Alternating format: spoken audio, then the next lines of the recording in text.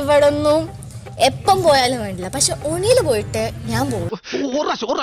ഒണിയില് പോയിട്ട് ഞാൻ പോകും. മോനെ ദിനേശ, അതിമോഹമാണ് അതിമോഹം. ഇനിയാണ് കളി, ഇനിയാണ് ബാപ്പു കളി വരാൻ പോകുന്നത്. കൊഞ്ചം അങ്കേ പാർ കണ്ണ.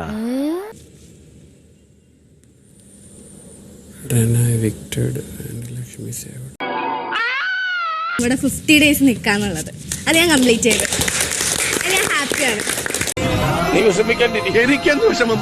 എനിക്കൊരു വിഷമമില്ല, എനിക്കൊരു വിഷമവും. ഒണിയില് പോയിട്ട് ഞാൻ പോകും. ശവത്തി കുത്തരുത്. അപ്പൊ താൻ ആരാണെന്ന് സ്വയം ഒരു ബോധം ഉണ്ടല്ലോ. നന്നായി. എങ്ങനെ ഉണ്ടായിരുന്നു ബിഗ് ബോസ് ഹൗസ്? വിചാരിച്ച പോലല്ല. നേരന്നെ അല്ല, അത് ഇത്ര കഷ്ടായി പോയിട്ടോ. ഓൻ എത്ര വിഷമം ഉണ്ടാവില്ലേ? ഐ മീൻ കർമ്മ ഇസ് റിയൽ. ചെയ്തേന്ന് തിരിച്ചു കിട്ടും. ഓരോന്നിനും അതിന്റേതായ സമയമുണ്ട് മോനെ.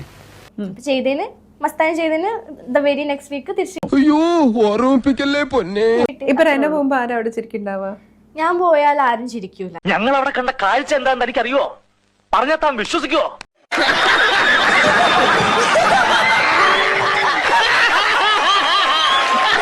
ഐ സ്വയർ എല്ലാരും സന്തോഷിച്ചിട്ടുണ്ടാവും. കാരണം എല്ലാവർക്കും ഒരാൾ ഇറങ്ങണല്ലേ ആവശ്യം. നീ എവിടെയെങ്കിലും ഉറച്ചു നിൽക്കടാ നായിന്റെ മോനെ. ഞാൻ പോയാൽ ആരും ചിരിക്കൂല.